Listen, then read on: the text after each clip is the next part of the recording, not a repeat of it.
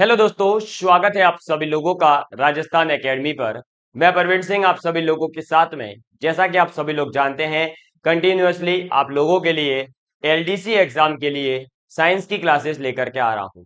Science की classes के अंतर्गत हमने सबसे पहले केमिस्ट्री यानी रसायन विज्ञान को शुरू किया था और रसायन विज्ञान के अंदर हमने हमारे पहले टॉपिक भौतिक परिवर्तन, रासायनिक परिवर्तन, ऑक्सीकरण, अपचयन और उत्प्रेरक के बारे में अच्छे से पढ़ लिया था और उसके अंदर से पीवाईक्यूज यानी कि प्रीवियस ईयर के क्वेश्चन पेपर्स को भी साथ में सॉल्व किया था और ये समझा था कि किस प्रकार के क्वेश्चन इस टॉपिक से पूछे जाते हैं।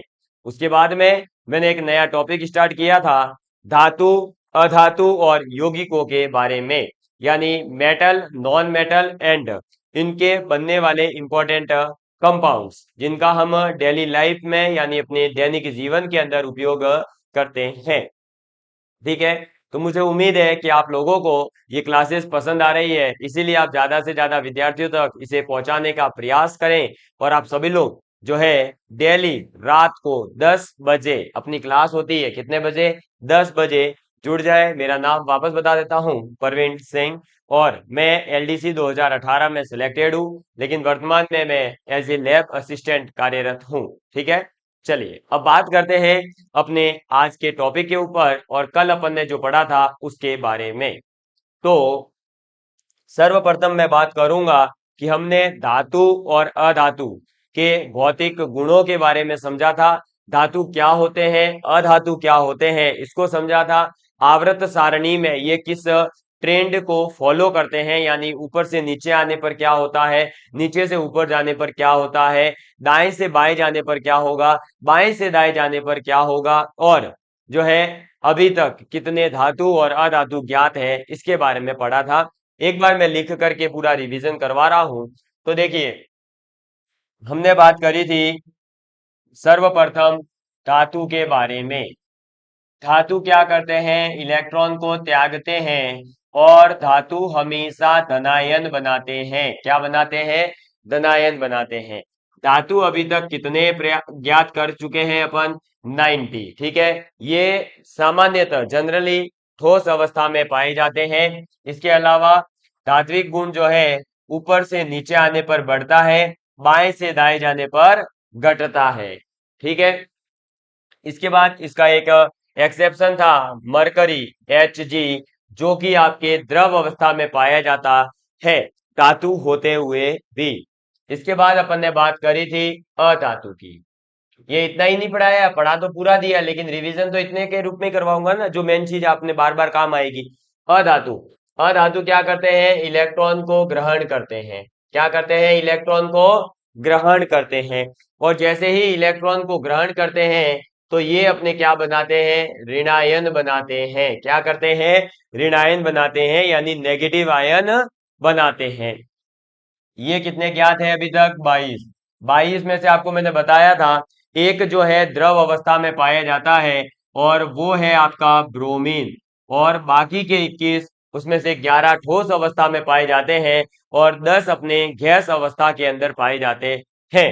इसके अलावा अधातु जो है आपका क्या होता है? नीचे आने पर, यानी ऊपर से नीचे अगर आप आवर्त सारणी में आ रहे हो तो अधातु का गुण घटता है और बाएं से दाएं जाने पर ये बढ़ता है। ठीक है, यहां पर और यहां पर जस्ट उल्टा चलता है। धातु के अंदर अगर आप बाएं से दाएं जा रहे हो तो घटेगा, वहीं पर अधातु में बाएं से दाएं जाने पर बढ़ेगा। तो अगर हम ऊपर से नीचे आ रहे हैं आवर्त सारणी में तो धात्विक गुण बढ़ता है, तो अधात्विक गुण क्या होगा? घटेगा। क्लियर है?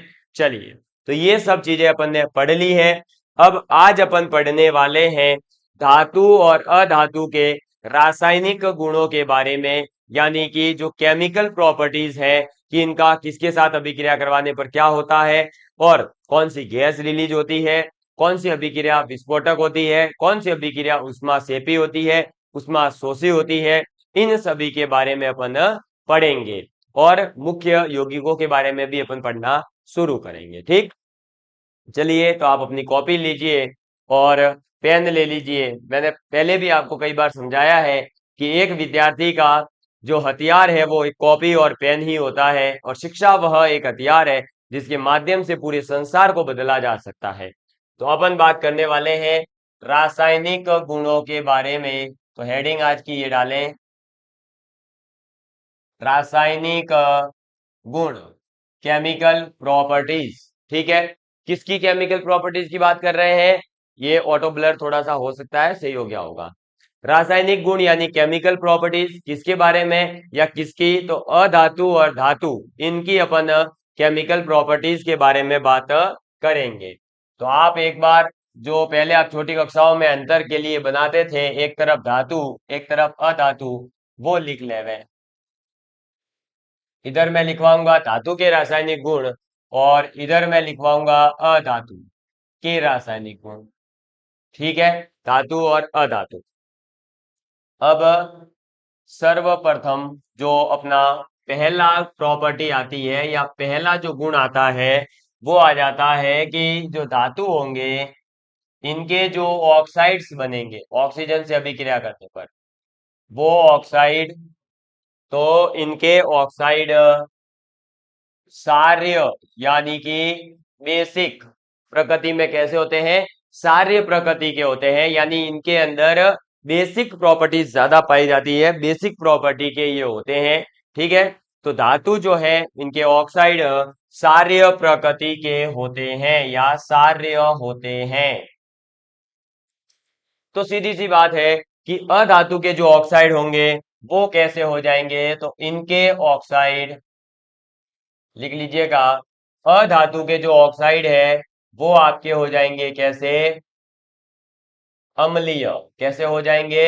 अम्लीय हो जाएंगे, या फिर कई बार उदासीन भी होते हैं। क्या होते हैं? उदासीन भी होते हैं। उदासीन मतलब न्यूट्रल होते हैं। ठीक, चलो थोड़ा सा पेन बड़ा करता हूं। इसके बाद में दूसरा पॉइंट आप लिखेंगे कि हमारे जो धातु है इनका जलीय विलयन। क्या? जलीय विलयन, यानी जब हम इन धातुओं को पानी के अंदर डालेंगे और एक जो घोल बन करके आएगा उसी को अपन कहते हैं जलीय विलयन। तो हमारा जो जलीय विलयन होता है, लिक्विड सॉल्यूशन होता है, उसमें धनायन होते हैं, और ये तो आपको पता ही है ना? तो आपसे अगर ये पूछ लिया जाए कि धातु का जलीय विलयन धनायन क्यों बनाता है, क्योंकि धातु क्या करते हैं? इलेक्ट्रॉन को त्यागते हैं। तो आपका जलीय विलयन में धनायन होते हैं, इनके धनायन होते हैं। वहीं पर अगर मैं बात करूं अधातु की, तो इनका जो जलीय विलयन होगा उसमें क्या होंगे? तो जलीय विलयन, जलीय विलयन में ऋणायन, ऋणायन यानी कि नेगेटिव आयन होते हैं। समझ में आ गई बात? तो हमारे जो अधातु है उनका जलीय विलयन होगा, उसमें जो ऋणायन बनेंगे। क्यों? क्योंकि ये क्या करता है? इलेक्ट्रॉन को ग्रहण करता है। ठीक है, मैं आपसे एक यहाँ पर रिक्वेस्ट करूंगा कि मैंने एक बार यहाँ पर जो लिखा है ऑक्साइड अम्लीय होते हैं, ये तो एक थोड़ा सा मोटा पेन यूज किया था, यहाँ पर पतला पेन यूज किया है। तो एक बार बता दीजिएगा कि ये पतला पेन दिखाई देता है तो मैं अगली क्लास से पतले पेन से ही लिखूंगा, ताकि थोड़ा सा ज्यादा कंटेंट एक ही बोर्ड पर आ जाए, तो पीडीएफ जो होगी वो कम पेज की बनेगी। ठीक है, चलो, तो ये था धातु और अधातु के मुख्य रासायनिक अंतर। केवल ये दो रासायनिक अंतर अपने को ज्यादा इंपॉर्टेंट है, बाकी तो इनमें बहुत ज्यादा अलग अलग वेराइटीज के जो है इक्वेशंस होते हैं, लेकिन उन सभी के बारे में अपन को नहीं पढ़ना है। तो धातु का ऑक्साइड कैसा होता है? सार्य होता है। अधातु का ऑक्साइड कैसा होता है? अम्लीय या उदासीन होता है। धातु का जो जलीय विलयन होता है उसके अंदर धनायन यानी पॉजिटिव आयन उपस्थित होते हैं। वहीं पर अगर बात की जाए अधातु के जलीय विलयन में, तो अधातु के जलीय विलयन में ऋणायन यानी नेगेटिव आयंस उपस्थित रहते हैं। ठीक, समझ में आ गई होगी बातें? तो ये बातें तो थी धातु और अधातु की, लेकिन आपको पता होगा कि हर जगह बीच का कोई ना कोई उपस्थित होता ही है ना। तो धातु और अधातु इन दोनों के बीच की कुछ प्रॉपर्टीज है, यानी कि कुछ धातु की प्रॉपर्टीज को फॉलो करने वाला और कुछ अधातु की प्रॉपर्टीज को फॉलो करने वाले परमाणु या तत्व भी पाए जाते हैं। ऐसे तत्वों को हम उपधातु कहते हैं। क्या कहते हैं? उपधातु कहते हैं। इंग्लिश में मेटेलॉइड्स कहा जाता है। क्या कहा जाता है? मेटेलॉइड्स कहा जाता है। यानी कि ऐसे परमाणु या ऐसे तत्व जिनके अंदर धातु और अधातु दोनों के गुण पाए जाते हो। क्लियर है बात? समझ में आ गई?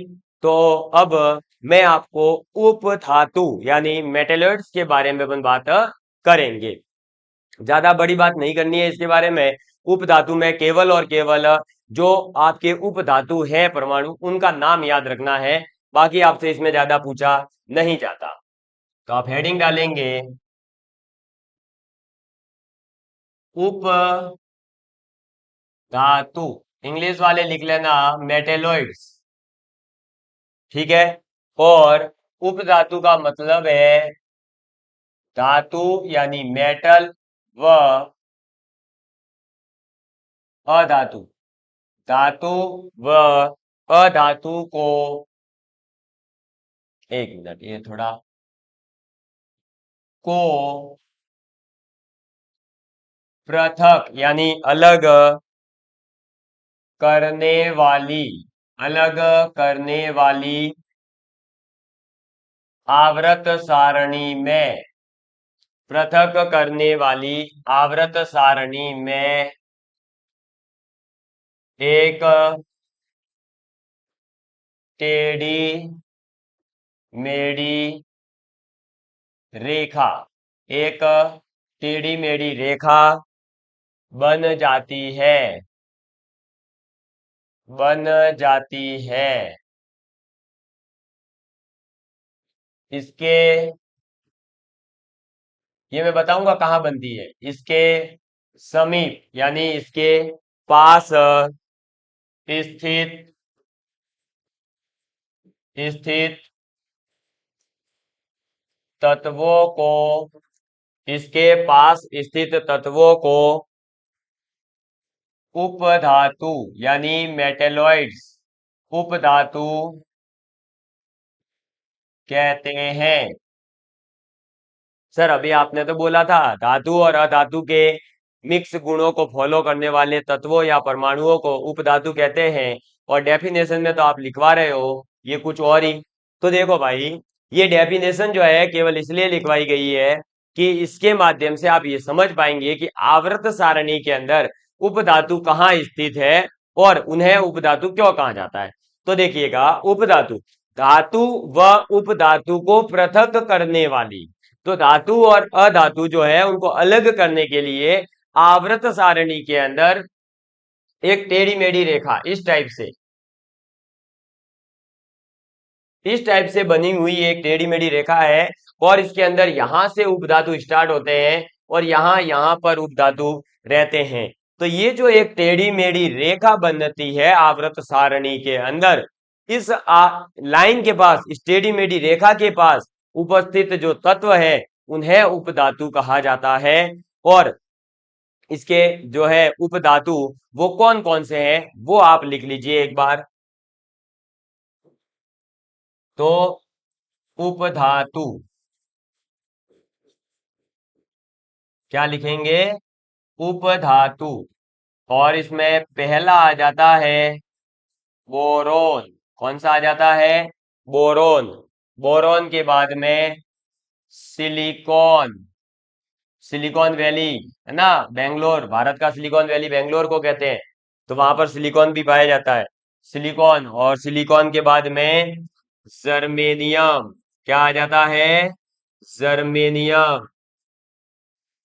जर्मेनियम के बाद में आर्सेनिक। क्या आ जाता है? आर्सेनिक। ये सभी नाम याद रखना। एंटीमनी, अरे कौन सी मनी? पैसों की विरोधी। मनी के एंटी कौन? Anti money. कल भी याद रखवाया था। ये एंटी मनी क्या है बताइए, बताना देगा मुझे कमेंट करके। और एक डाउट है मेरा, क्या ये एंटीमनी प्रागैतिहासिक धातुओं के अंदर सम्मिलित है या नहीं है, या आप मुझे बताएंगे। तो एंटीमनी, इसके बाद में टेलुरियम, क्या आ जाता है, टेलुरियम, और टेलुरियम के बाद में लास्ट जो है वो है पोलोनियम।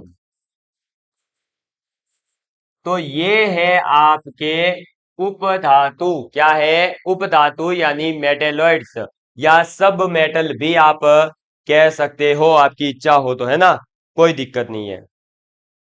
तो अपन बात कर रहे हैं उपधातु यानी कि मेटेलॉइड्स की। तो धातु और अधातु को आवर्त सारणी में पृथक करने वाली टेढ़ी मेढ़ी रेखा के आसपास उपस्थित जितने भी तत्व होंगे उन्हें हम उपधातु कहेंगे।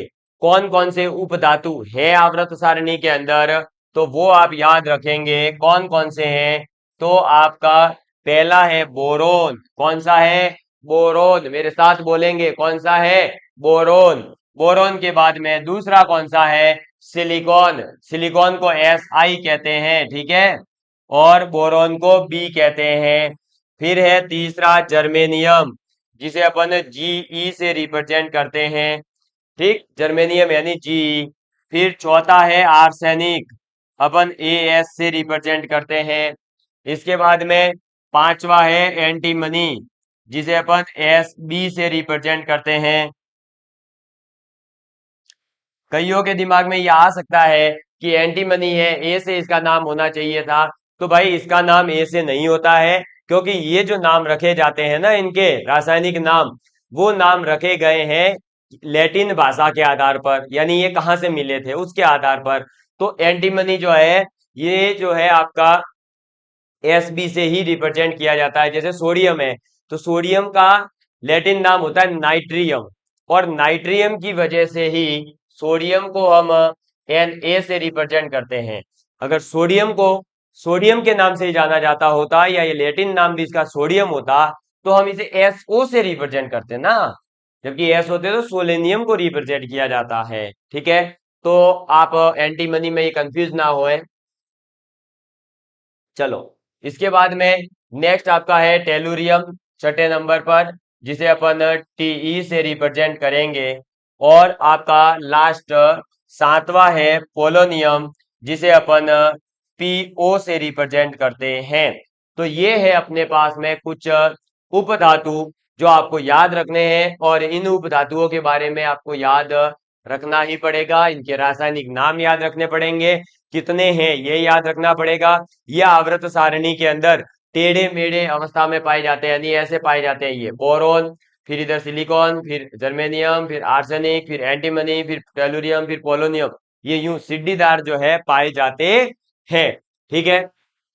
तो ये बात थी अपने उपधातु के बारे में, यानी मेटेलॉइड्स के बारे में। और ये मेटेलॉइड्स को इतना ही ध्यान रखना है, क्योंकि आपके सिलेबस में केवल धातु अधातु है, ये उपधातु मिश्र धातु अभी आगे बताऊंगा। ये केवल इसलिए बताया जा रहा है क्योंकि ये भी इन्हीं के कुछ सब टॉपिक्स हैं, ठीक है। तो आप इसको नोट डाउन कर लीजिए, या फिर इसका स्क्रीनशॉट ले लीजिए, फिर अपन बढ़ेंगे आगे, ठीक है। जल्दी से कर लीजिएगा, फटाफट। कर लिया नोट, चलो। अब आप आगे लिखेंगे, नेक्स्ट जो मैं आपको पढ़ाने जा रहा हूं उपधातु के बाद में, वो है अपना मिश्र धातु। क्या है, मिश्र धातु। तो आप लिखेंगे, एक सेकंड, ये तो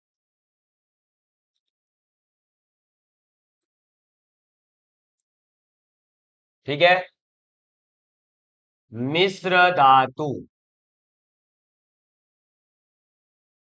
हेडिंग डालेंगे मिश्र धातु, और मिश्र धातु की डेफिनेशन लिख लीजिए, दो या दो से अधिक, दो या दो से अधिक तत्वों का तत्वों का ऐसा समांगी, ये ध्यान रखना वर्ड समांगी, मैंने जो वर्ड यूज किया है वो जरूर ध्यान रखना, ये मैं अभी आपको हाईलाइट भी करवाऊंगा। ऐसा समांगी मिश्रण, समांगी मिश्रण जिसमें जिसमें कम से कम कम से कम एक तत्व एक तत्व धातु हो। ठीक है, तो मिश्र धातु क्या होते हैं? मिश्र धातु का मतलब होता है कि दो या दो से अधिक आपके अलग अलग आपने तत्व ले लिए। ठीक है, उन तत्वों का आपने क्या करा, कैसा मिश्रण बनाना है, ये लाइन जरूर याद रखें। कैसा मिश्रण? समांगी मिश्रण। सब समांगी मिश्रण का मतलब है कि जो आप मिश्रण बनाओगे ना उसमें अनुपात वगैरह फिक्स रहेगा सभी का, वैसे मिश्रण को कहते हैं समांगी मिश्रण। या हम ये कह सकते हैं कि जिसके अंदर आपको अलग अलग तत्व अलग अलग दिखाई नहीं दे, वो सभी मिक्स हो जाए, तो ऐसे मिश्रण को हम समांगी मिश्रण कहेंगे, होमोजीनियस मिक्सर कहेंगे। तो दो या दो से अधिक तत्वों का ऐसा समांगी मिश्रण जिसमें कम से कम मतलब एक तो होना ही चाहिए, कम से कम, यानी इससे ज्यादा हो तो चलेगा लेकिन इससे कम नहीं चलेगा। तो कम से कम एक जो तत्व होगा वो धातु होना कंपलसरी है। यानी कि ऐसा मिश्रण जिसमें आप दो या दो से अधिक तत्वों को तो मिलाएंगे, लेकिन एक तत्व कंपलसरी रूप से धातु होना चाहिए। उसके बाद में चाहे उसके अंदर 10 अधातु मिलाओ, 5 उपधातु मिलाओ, कोई दिक्कत नहीं, लेकिन एक धातु होना जरूरी है। ठीक है, तो ऐसे समांगी मिश्रण को हम क्या कह देते हैं? मिश्र धातु कहते हैं। सर ये मिश्र धातु इंपॉर्टेंट है? हाँ बिल्कुल इंपॉर्टेंट है। इसका उदाहरण देखो, आपसे पूछा जाता है, अभी बताता हूं, देखो आपके सामने उदाहरण है। जैसे आपसे पूछ लिया कि स्टील जो है ये किससे मिल करके बनता है, तो हमारा स्टील जो है, जो प्यारा प्यारा स्टील है ना, जैसे ये जो हमारा बोर्ड है इसकी बॉडी स्टील से बनी हुई है, हमारे पास हमारा मोबाइल है उसकी बॉडी का पीछे वाला पोर्शन भी आजकल स्टील का आने लगा है। इसके अलावा आप घर पे खाना वगैरह खा रहे हो, वो सब कुछ स्टील के बर्तनों में ही करते हैं भोजन। हाँ, कोई राजा महाराजा, कोई करोड़पति अंबानी जी के फैमिली से बिलोंग करता है तो वो जरूर सोने चांदी की प्लेट में भी खा रहा होगा, है ना। लेकिन अगर आप चाहते हैं कि आप जो है सोने चांदी की प्लेट में तो नहीं, लेकिन दो वक्त का खाना और जो है एक सुखी जीवन और एक अच्छा लाइफ स्टैंडर्ड मेंटेन हो सके समाज के अनुसार, वैसी लाइफ जीना चाहते हैं, तो भैया नौकरी की तैयारी करो। आपको अपने परिवार का नाम रोशन करना होगा, अपने माता पिता की आर्थिक सामाजिक और जो सोशल एक मतलब कहते हैं ना कि हाँ समाज के अंदर दबदबा, आपके पिताजी को लोग जानते हो, आप ऐसा चाहते हैं तो आपको कहीं ना कहीं जो है सरकारी नौकरी कहें या कुछ अपने जिस भी इंटरेस्टेड फील्ड में आप काम करते हो अगर, तो उस फील्ड में सक्सेस होना पड़ेगा। पर मुझे पता है कि अगर आप ये वीडियो यहां तक देख रहे हैं इसका मतलब आप प्रॉपर तरीके से एलडीसी बनना चाहते हैं, तो ऐसी तैयारी करें कि जयपुर सचिवालय के अंदर आप बाबू बने, तो आपके पिता को भी गर्व हो कि हाँ मेरा बेटा आज जयपुर सचिवालय में, जहां सीएम साहब बैठते हैं, जहां सीएमओ पूरा बैठता है, यानी उनके साथ में सचिव वगैरह, अतिरिक्त सचिव, महासचिव, वो सब बैठते हैं, वहां मेरा बेटा जॉब कर रहा है। बस यही तो, यही गर्व महसूस करवाता है। बाकी तो आपको जो आप कमाओगे ना उससे केवल माता पिता तो रोटी खाते हैं, क्या वो कभी आपसे डिजायर करते हैं कि मुझे बेटा कभी अमेरिका ले जा? कभी नहीं करते।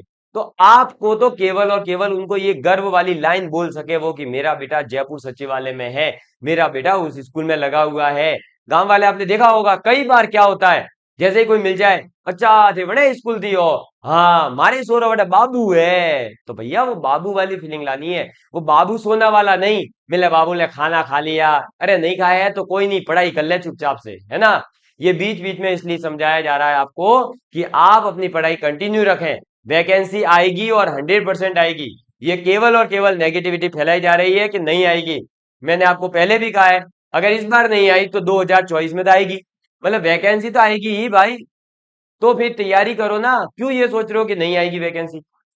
चलो स्टील की बात करते हैं अब, है ना। तो स्टील का एग्जाम्पल जो है, सॉरी, ले रहे थे अपन मिश्र धातु में। तो स्टील बना हुआ होता है क्रोमियम यानी कि Cr, और मैग्नीज यानी कि Mn, और कार्बन से।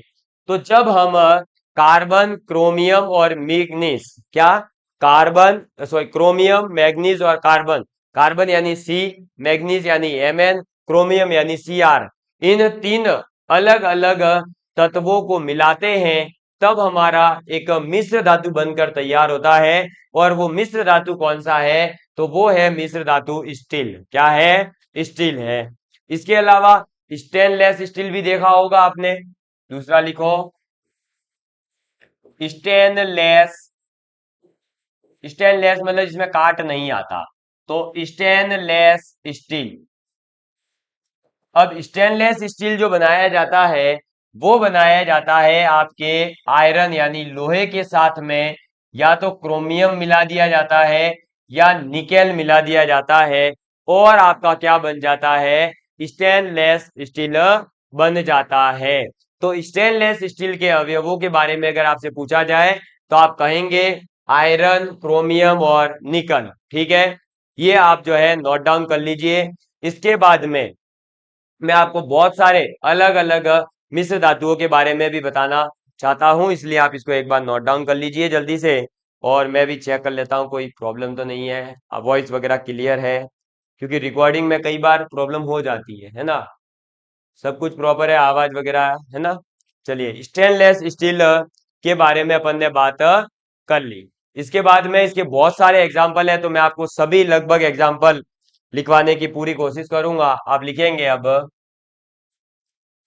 थर्ड एग्जाम्पल अपने पास में आ जाता है पीतल का। पीतल आपने सभी ने अपने घर पर देखा होगा। इसे इंग्लिश में कहा जाता है ब्रास। क्या कहा जाता है? ब्रास कहा जाता है।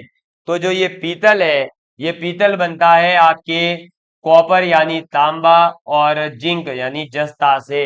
तो कॉपर और जिंक जब मिलते हैं, तो अपना बन जाता है पीतल।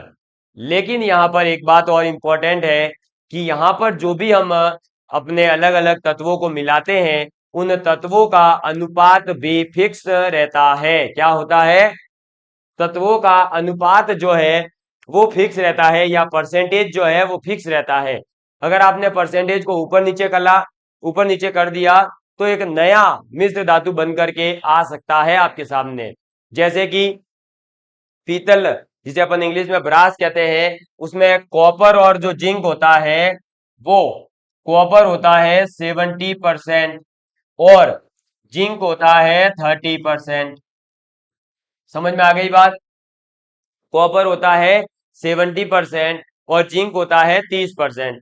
अब आपने जो है गलती से सपोज करिए कि कॉपर या जिंक का 60% या 40% या ऐसे अलग अलग रेशियो कर दिया, तो एक नया तत्व या नया धातु जो है अपने सामने बनकर आ जाएगा। लेकिन वो प्योर रूप से या शुद्ध रूप से जो पीतल माना जाएगा, वो नहीं होगा। क्योंकि अगर हमें पीतल बनाना है, तो कॉपर और जिंक का 70 और 30% अनुपात होना चाहिए। ठीक, चलो,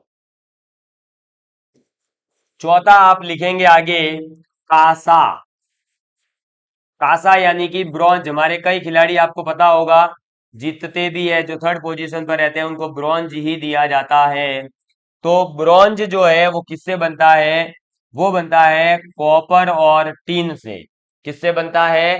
कॉपर और टीन से। कॉपर यानी Cu, टीन यानी Sn। तो कॉपर और टीन से बनता है, जिसमें कॉपर होता है 90% और टीन होता है केवल 10%। ठीक है, समझ में आ गई बात? तो कॉपर और टीन को मिलाने पर क्या बनेगा? आपका कांसा बन जाता है, जिसे अपन ब्रॉन्ज कहते हैं। इसके बाद आगे नेक्स्ट आ जाता है जर्मन सिल्वर। कुछ इंपॉर्टेंट तो मैं बता रहा हूं, बाकी अपन जब क्वेश्चन करेंगे तो उसमें साथ में कवर कर लूंगा। तो जर्मन सिल्वर, जर्मन सिल्वर के अंदर कॉपर, जिंक और निकेल। ठीक है, और कॉपर होता है 60%, जिंक होता है 20% और निकल भी होता है 20%। ठीक, आपको वैसे यूज पता होंगे लेकिन फिर भी बता देता हूं एक बार। जैसे अपन ने स्टील है तो स्टील क्या यूज में लेते हैं, बर्तन बनाने के। स्टेनलेस स्टील भी लगभग बर्तन और जाली वगैरह घर में जो होती है उसको बनाने में। पीतल अपन क्या यूज में लेते हैं, बर्तन बनाने में। कांसा जो है ब्रो सॉरी कांसा ब्रॉन्ज जो है वो क्या बनाने में यूज लेते हैं, तो अपने जो मेडल है वो बनाने में, सिक्का बनाने में, बर्तन बनाने में यूज करते हैं। ठीक, जो हमारा जर्मन सिल्वर है वो कॉपर, जिंक और निकल से मिलकर के बना होता है, और इसका उपयोग क्या होता है, तो जर्मन सिल्वर भी बर्तन बनाने में ही उपयोगी है।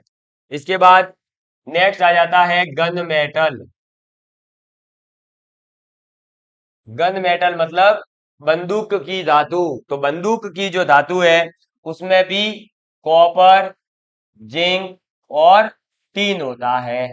निकल की जगह कौन आ जाता है, टीन आ जाता है। लेकिन इसके अंदर जो आपका कॉपर है वो अकेला 90% रहता है, जिंक जो है वो 2% रहती है, और टीन जो है वो 8% रहती है। अब कईयों के दिमाग में आ रहा होगा, सर क्या ये आपको बिना देखे याद है। हाँ, कुछ के याद है, कुछ याद नहीं है। सर फिर हमें क्यों याद करवा रहे हो।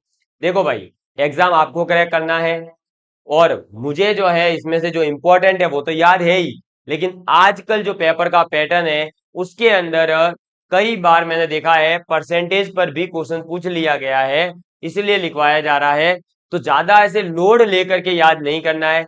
अगर याद हो जाता है तो बहुत बढ़िया बात है, नहीं हो रहा है तो एक दो बार रीडिंग करते रहो, फिर एग्जाम टाइम पर इनको एक साथ याद कर लेना, आपका एग्जाम में क्वेश्चन सही हो जाएगा। अब मुझे तो पढ़ाना है तो मैं तो देख करके भी अपने पास लिखे हुए रहते हैं, क्योंकि कुछ चीजें गलत पढ़ाने से बेटर है कि उसको देख करके सही पढ़ाया जाए। तो मैं जो है ये रेशियो जो भी परसेंटेज है वो देख करके ही आपको बता रहा हूं कि ये 90% है, ये 2% है, ये 8% है। पर ऐसे छोटे मोटे आंकड़े कई बार हमें याद नहीं रहते हैं, तो डरना नहीं है। याद रहे तो बहुत बढ़िया बात, नहीं रहे तो भी आप उसको एक बार, दो बार, तीन बार रिवीजन करोगे, फिर किताब जब भी एग्जाम में क्वेश्चन आएगा आप टिक कर लोगे, है ना। तो ज्यादा डरना मत। गन मेटल के बाद में आ जाता है डेल्टा मेटल।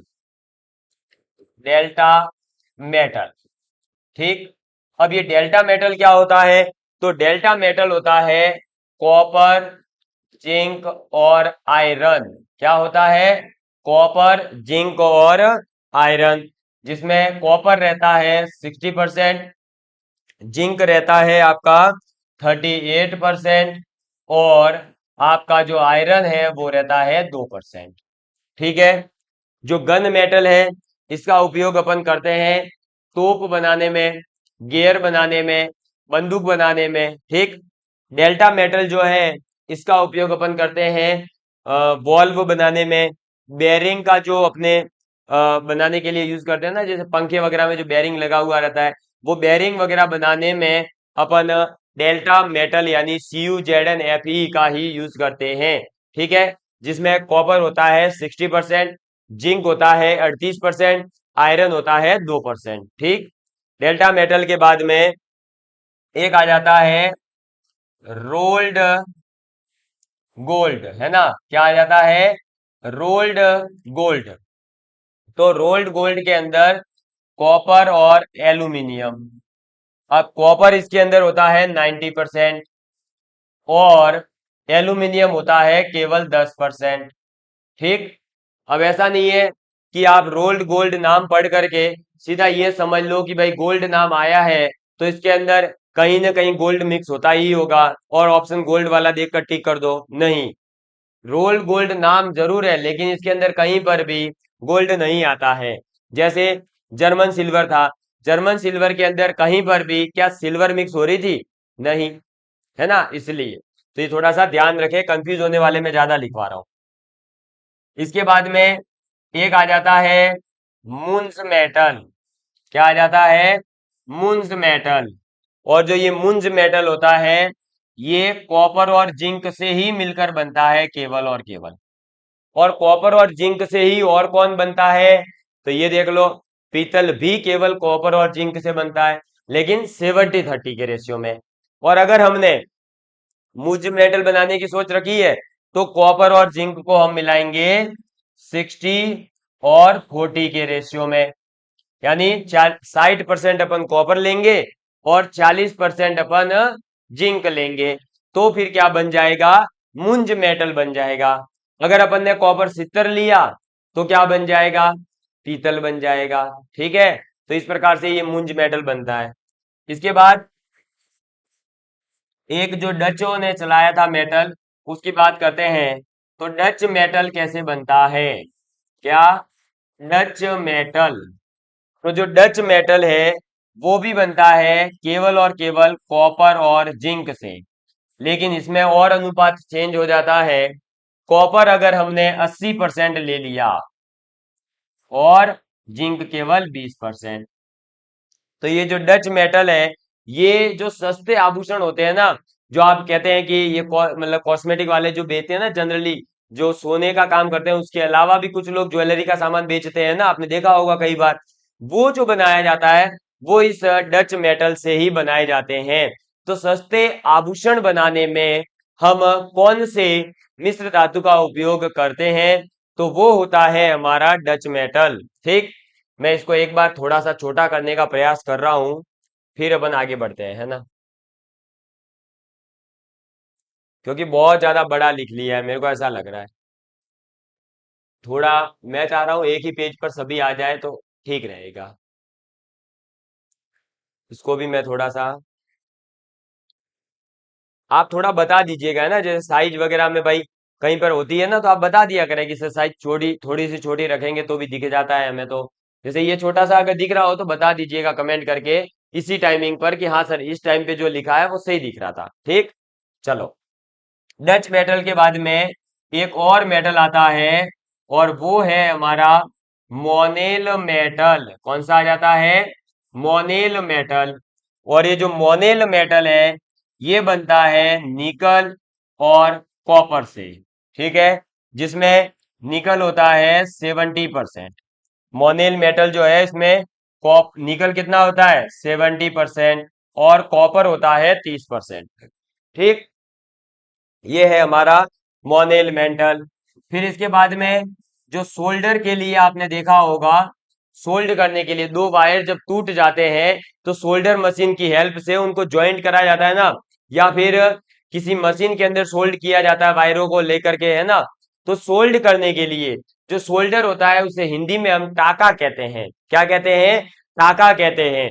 और जो ये टाके वाली धातु है वो किससे बनती है, तो टाका धातु बनाई जाती है बेसिकली आपके तीन और शीशे से, है ना, तीन और शीशा यानी कि लेड से। और ये होते हैं 67% तो होता है हमारे पास तीन, कितना होता है 67%, और बचा हुआ 33% हम लेते हैं लेड को। और ये जोड़े में टाका लगाने के लिए यानी सोल्ड करने के लिए हेल्प किया जाता है। ठीक है, यूज किया जाता है, सॉरी। इसके बाद नेक्स्ट अपने पास में आ जाता है रोज मेटल यानी गुलाब धातु। ठीक है, तो रोज मेटल लिखेंगे, रोज मेटल। अब इसका नाम रोज मेटल है, तो आप रोज को याद करके गए, ऐसा नहीं कि गुलाब वाला ऑप्शन टिक कर दो, है ना, या अपना नाम पसंद हो उसमें से एबीसीडी में से टिक कर दो, नहीं भैया, रोज मेटल है। लेकिन ये रोज मेटल बनता है bismuth plus lead plus tin से। ठीक है, जिसमें बिस्मिथ होता है 50%, टीन हो आपका लेड होता है कितना, तो 28%, और आपका टीन होता है 22%। समझ में आ गई बात। तो इस अगर हम बिस्मिथ लेड और टीन 50, 28, 22% के अनुपात में मिलाते हैं तो हमें रोज मेटल मिलता है। क्या मिलता है, रोज मेटल मिलता है। इसके बाद में एक और आ जाता है मैग्नीलियम। ये भी एक अच्छी मिश्र धातु है, मैग्नीलियम। और मैग्नीलियम के अंदर आपका एल्यूमिनियम प्लस मैग्नीशियम होता है, और इसमें एल्यूमिनियम रहता है 95%, और मैग्नीशियम रहता है 5%। इसका उपयोग वो चीज बनाने में किया जाता है जो चीज हवा में उड़ती है और हमें या आपको या अपने प्रधानमंत्री जी को या राष्ट्रपति जी को या मुख्यमंत्री जी को या किसी भी व्यक्ति को एक देश से दूसरे देश में पहुंचाने में सहायता करती है। बताओ क्या चीज है वो है। अच्छा सर, पहली बुझवाओगे अब हमसे? हाँ बिल्कुल, पहली बुझा के भी आप आंसर दे सको तो बहुत बढ़िया बात है। तो बिल्कुल सही, जो आपने आज तक पढ़ा है ना कि ये जो मैग्नीशियम है इसका उपयोग कहाँ करेंगे, नहीं पढ़ा, ये तो नहीं पढ़ा। लेकिन ये जरूर पढ़ा है कि एल्यूमिनियम का उपयोग हवाई जहाज बनाने में किया जाता है। हवाई जहाज के मतलब जो अस्थि पंजर होते हैं, बॉडी होती है, वो बनाने में, है ना। तो बिल्कुल सही पढ़ा है आपने। एल्यूमिनियम 95% होता है, इसलिए कहा जाता है एल्यूमिनियम से बना होता है। लेकिन प्योर रूप से एल्यूमिनियम से ही जो है हवाई जहाज के पार्ट्स नहीं बनाए जाते हैं। उसके अंदर मैग्नीशियम भी मिक्स किया जाता है 5%। और जो मिश्र धातु बनती है मैग्नीशियम, उस मैग्नीशियम से हवाई जहाज बनाए जाते हैं। तो आप लिख ले रहे हैं कि हवाई जहाज यानी एरोप्लेन इससे बनाए जाते हैं। तो हवाई जहाज बनाने में उपयोगी। और अगर आपने इस लेवल पर जाकर के कभी पढ़ी है साइंस तो कमेंट करके बताइएगा, और नहीं पढ़ी है तब कमेंट करेंगे कि हाँ सर आप बहुत अच्छा पढ़ा रहे हो, भाई इससे मोटिवेशन मिलता है और कुछ नहीं। मेरी प्रशंसा करो यार कि हाँ सर आप बहुत सुपर पढ़ा रहे हो। आप तो ऐसी साइंस समझा रहे हो कि भाई साहब मजा ही आ रहा है, लेवल का साइंस पढ़ा रहे हो, बस इस लेवल का पढ़ाते रहो तो मैं आपको पढ़ाते रहूंगा। ऐसे ऐसे कमेंट करो यार, मजा आना चाहिए थोड़ा, है ना। मुझे भी तो यार देखो, आपको क्लास रेगुलर मिले तो आपको कितना मजा आता है। अच्छा यार टाइम टेबल बन गया, मैं डेली इतने बजे, ये 10 बजे क्लास ज्वाइन करूंगा। तो भाई आप भी तो मेरे को मोटिवेट करो, है। केवल 2-4 बच्चे कमेंट करते हैं, बाकी तो पता नहीं क्या है। भाई एक नाइस लिखने में कोई हाथ घिस जाते हैं क्या। चलो आगे देखो। मैग्नीशियम के बाद लास्ट अपना आता है और ये है ड्यूरेलियम। क्या है? ड्यूरेलियम। और ये जो ड्यूरेलियम मिश्र धातु है ये बनती है एल्यूमिनियम, मैग्नीशियम, कॉपर और मैग्नीज से। ठीक है, एल्यूमिनियम, मैग्नीशियम, कॉपर और मैग्नीज, इन चारों को मिलाएंगे तब अपना ड्यूरेलियम बनता है। और किस अनुपात में? तो एल्यूमिनियम 95%, मैग्नीशियम 4%, कॉपर 0.5% और ये भी 0.5%। ठीक है, तो ये कह सकते हैं कि कॉपर और मैग्नीज तो बहुत ही कम मात्रा में मिलाया जाता है, मैक्सिमम एल्यूमिनियम और मैग्नीशियम को ही मिलाया जाता है। लेकिन जब इनके अंदर अपन ने कॉपर और क्या मिला दिया, मैग्नीज, तब ये ड्यूरेलियम कहलाए। और अगर इन दोनों को हटा दें तो ये मैग्नीलियम कहलाएंगे। ठीक, ड्यूरेलियम का क्या उपयोग है सर? तो जो हमारे प्रेशर कुकर है, हवाई जहाज है, यही सब बनाने में भी तो इन दोनों का ही है ना। इसका उपयोग ड्यूरेलियम का भी आप लिख सकते हैं प्रेशर कुकर बनाने में। ठीक है, और इसके साथ में ये तो है ही, तो ये मैं प्लस करके यहां लिख दिया। मतलब प्रेशर कुकर बनाने में और हवाई जहाज बनाने में तो इसका उपयोग करते ही है। समझ में आ गई बात। तो आज मैंने आपको धातु, अधातु, उपधातु और मिश्र धातु के बारे में जो सामान्य जानकारी आपको होनी चाहिए थी वो दे दी है। अब हम आगे बढ़ेंगे। इनकी क्रियाशीलता को लेकर के एक क्रम होता है, या हम ये कह सकते हैं कि धातुओं की एक सक्रियता श्रेणी, एक्टिविटी सीरीज होती है, वो आपको याद करनी है। और उसके बाद में हम जितने भी हमारे महत्वपूर्ण यौगिक है उनको पढ़ेंगे। सर ये सक्रियता श्रेणी क्यों पढ़नी है आगे अभी तक? क्योंकि जो ये अभिक्रिया होती है ना, आपने देखा है कि जिंक आया, कॉपर हटा दिया, कॉपर की जगह जिंक लग गया। तो ये कौन किसको हटाता है और कौन किसको नहीं हटा सकता, इस पर बेस्ड क्वेश्चन भी आपसे पूछा जा सकता है कि ये अभिक्रिया संपन्न होगी या नहीं। क्या इस अभिक्रिया में जिंक जो है वो कॉपर को हटा सकता है या नहीं। तो ऐसे क्वेश्चंस जब आते हैं तो उन्हें हम कैसे सॉल्व करेंगे उसको समझेंगे। और उसके बाद में अपने जितने भी यौगिक है उनको पूरा करेंगे और फिर इस प्रकार से ये टॉपिक भी अपना समाप्त हो जाएगा। तो मुझे पूरी उम्मीद है कि ये जो 17 नंबर की क्लास है इसके बाद 3 या 4 क्लासेस और आएगी, फिर ये टॉपिक भी समाप्त और फिर अपन अगला टॉपिक स्टार्ट करेंगे अपना कार्बन वाला। ठीक है, तो love you all of you, please take care and please share with your friends. जय हिंद, जय भारत। बदल जाओ वक्त के साथ या फिर वक्त बदलना सीखो, मजबूरियों को मत कोसो, हर हाल में चलना सीखो, हर हाल में चलना सीखो। जय हिंद, जय भारत।